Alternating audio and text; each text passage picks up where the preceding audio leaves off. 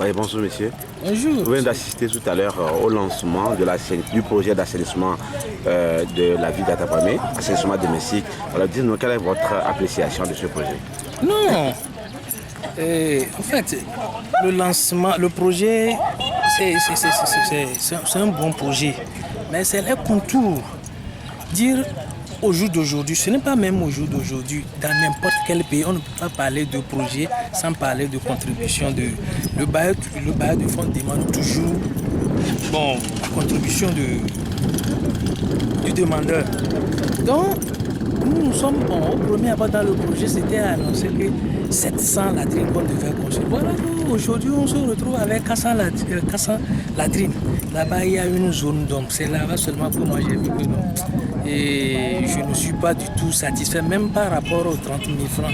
Les 30 000 c'est rien, mais il faut voir le coût de la vie. Socialement, le Togolais souffre. On ne peut pas construire ça gratuitement. Nous ne refusons pas, on doit donner quelque chose. Mais il faut voir ça d'abord. Et dans le contexte aussi dans lequel on veut aller, pour les anciens quartiers de la ville, nous avons problème d'urbanisation et c'est qu'on sort. Et qui on peut choisir maintenant?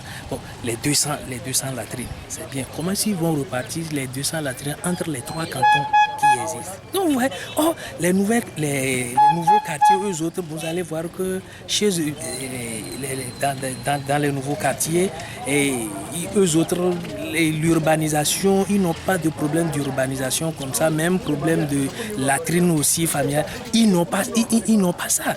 Mais c'est dans les anciens quartiers qu'il y a ce problème.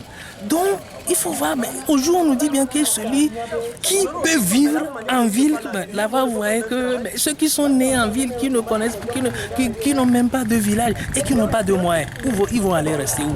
Là-bas aussi, nous n'allons pas prendre l'exemple de Simon Compaoré pour appliquer pour Atabamé, ou bien pour la vie au Burkina, c'est différent par rapport à ce qui se passe au Togo. On ne peut pas faire ces comparaisons. S'il faut aller sensibiliser la population, il faut savoir comment parler, dire que pour vivre, si on peut vivre là, non.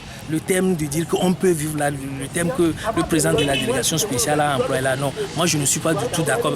Je ne parle pas qu'en tant qu'homme politique ou bien, non. Je parle en tant qu'un leader d'opinion. Il faut voir la population, la population à la base. Parce que c'est la population, si on n'étudie pas les contours, là, on doit prendre l'aspect de la population à la base. Ça, c'est ça. C'est ça. Mais si on veut faire quelque chose de potable, il faut qu'on explique ça très bien. C'est bien vrai qu'il y a eu des réunions préparatoires, tout ces consorts, mais le coût, le montant, nous on avait pensé que non, au moins, même avec les 20 000, nous on avait parlé de 20 000 francs. Mais au jour d'aujourd'hui, je viens d'attendre que c'est 30 000. Non. Et au même moment, mais même les 20 000 que nous avons discuté entre nous, nous disons que, non, que c'est trop. Que c'est trop. Et voilà, on se retrouve aujourd'hui avec 30 000. Les gens croient que non, qu'on ne veut pas que la population participe. Nous voulons que la population participe. On ne peut pas par la matière de projet, même si on nous dit ça. Est-ce que c'est le bailleur de fonds qui a institué ça, que la population à la base n'a qu'à contribuer 30 000 francs? Là, on n'a qu'à nous expliquer ça. Comment est-ce qu'on peut évoluer dans une ville comme ça et puis on vient nous dire que, non, que si on peut vivre? Non, Monsieur Tony. Mon ami, est-ce que c'est la dictature ou bien c'est la démocratie? Au moins, s'il faut imposer des choses de cette manière, il faut savoir comment, il faut qu'on essaie de respecter la population à la base. Parce que si on ne voit pas le plan social, tous ces facteurs, on doit voir ça d'abord. Okay. Ça, c'est ça. Merci beaucoup. Donc, je vous remercie.